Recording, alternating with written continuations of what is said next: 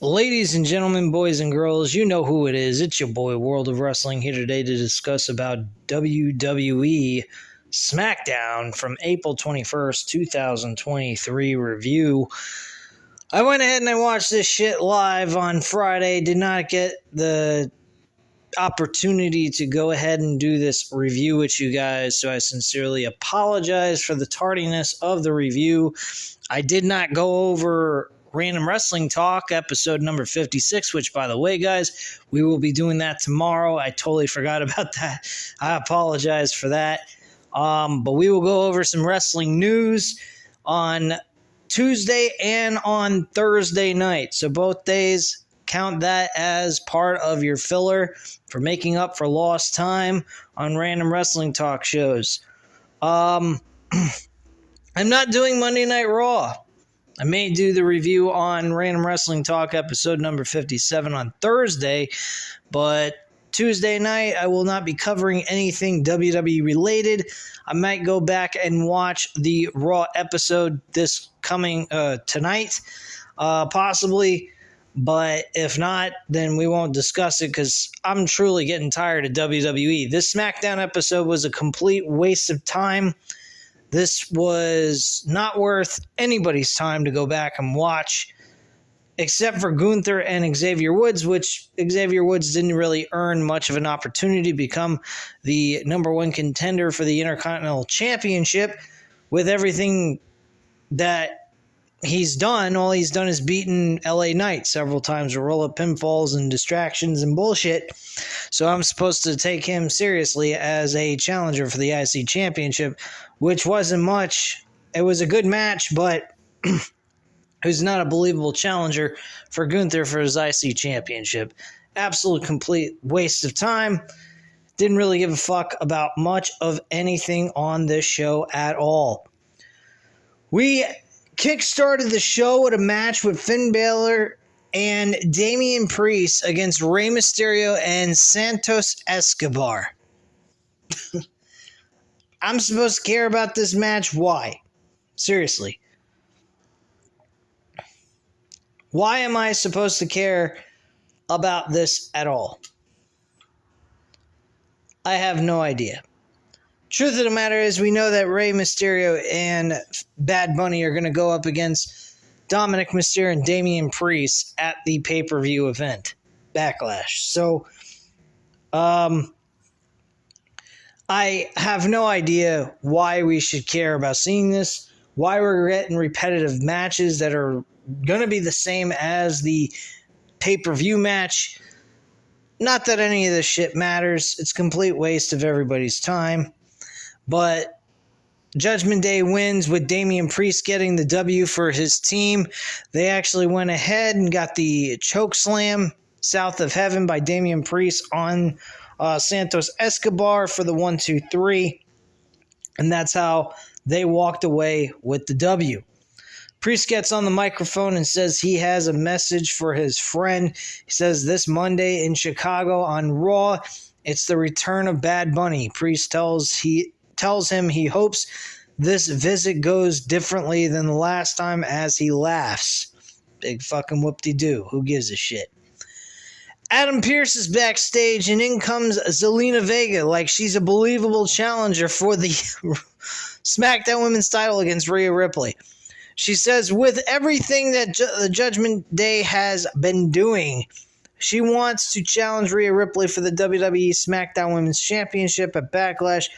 But with Bad Bunny hosting the show in Puerto Rico, she is also the only female Puerto Rican on the roster. So she politically played her way into an opportunity for the SmackDown Women's title because she's a Puerto Rican and they're in Puerto Rico for this event. Wow, that's some bullshit. Wasn't paying much attention to this shit. So, somewhat of a little bit of a surprise hearing that portion being said. I thought she just kind of explained herself why she earned a shot for the title, and that was one of the reasons. Pretty fucking pathetic reason to get a title shot. She has been told her entire life that because of her height, she can't make it. Pierce says he will talk to WWE management. Rhea and that he will get back to her. Karrion Kross cuts a promo backstage about identity and how it takes a lifetime to find out what yours is. But in 3 seconds, it can be destroyed. He tells Shinsuke Nakamura that he has never hurt anyone a day in his life. It was the cards. Yes, the cards. He pulls out these magical cards with Scarlett Bordeaux, and she turns them over, and it shows a wrestler's face and that he has to go after them for whatever fucked up reason. So their explanation is fucking psychic fucking what a fucking joke. Psychic cards, black magic, whatever the fuck you want to call it, that tells him who he should go after, as if this is Wanted with the fucking secret society assassins that are told by a quilting fucking machine who they're supposed to kill next. This is idiotic.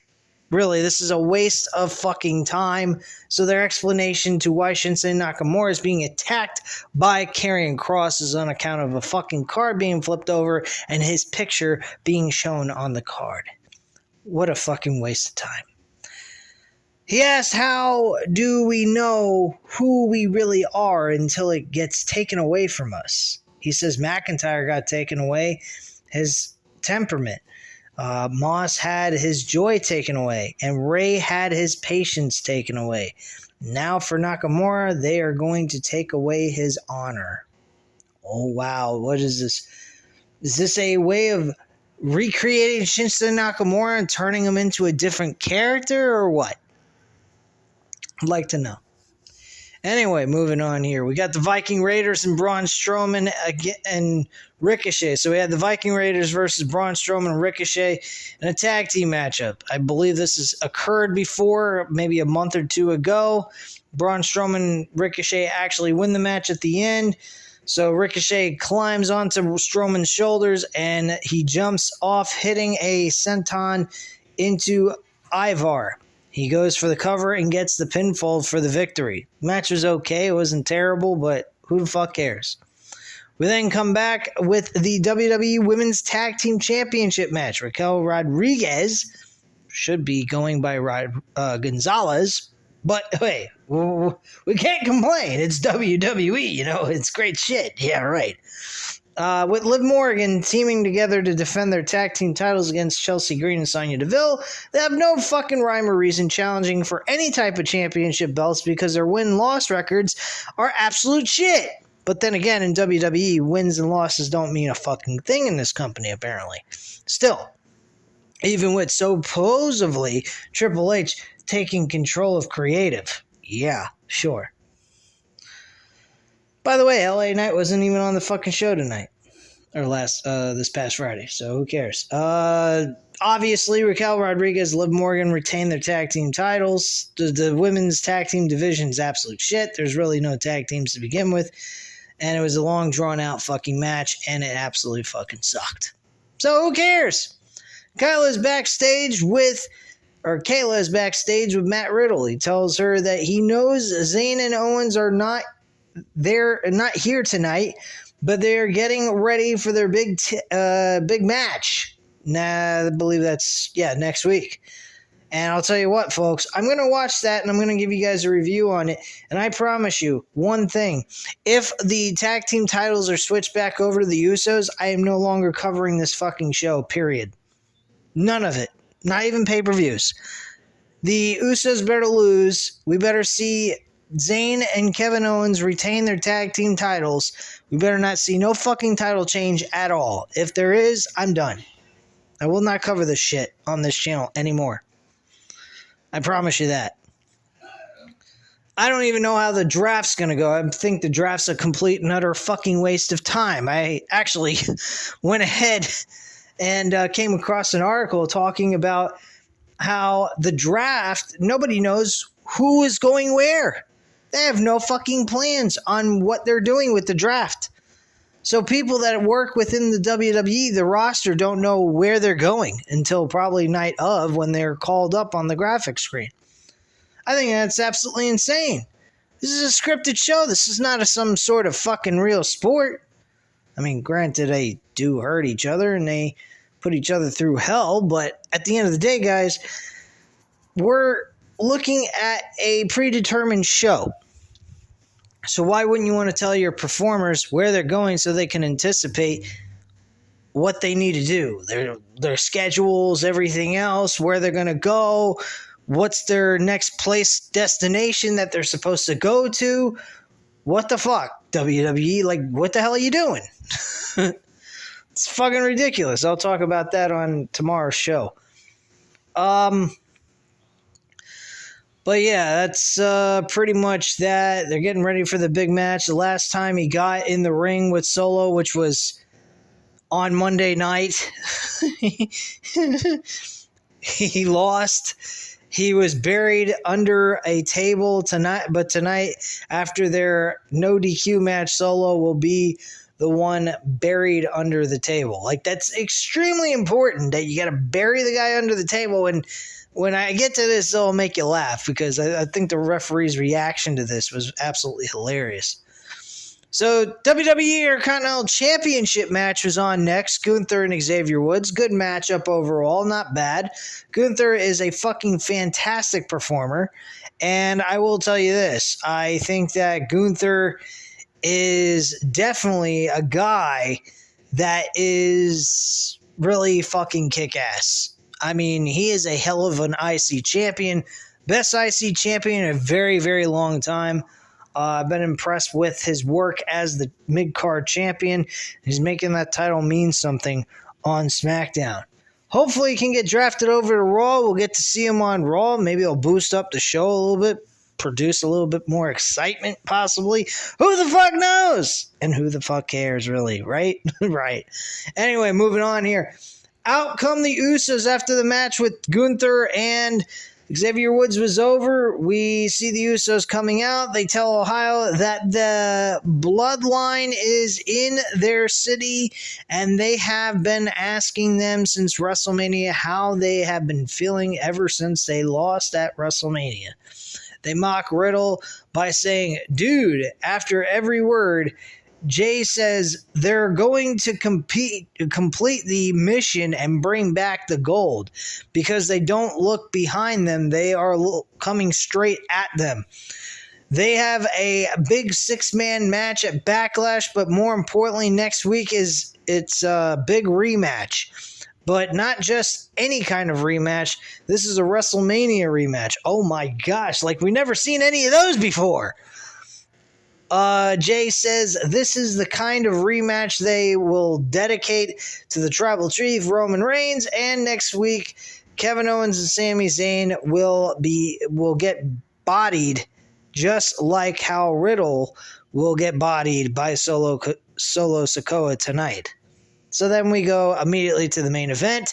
Solo Sikoa beats Matt Riddle in this matchup at the end of the day. And Matt Riddle, during the match at one point, is burying Solo Sikoa in the middle of this no disqualification matchup with a fucking table. Yeah, that's right, folks. He's burying Solo Sikoa with a table, the announce table, celebrating as if he just won the fucking match, and the referee's looking at him like he's a gosh darn idiot. Bro, you might have smoked a little too much green, but you're supposed to pin him in the ring or submit him, not bury him under a fucking announce table. You could do that after you win the match. Wouldn't that be the intelligent thing to do?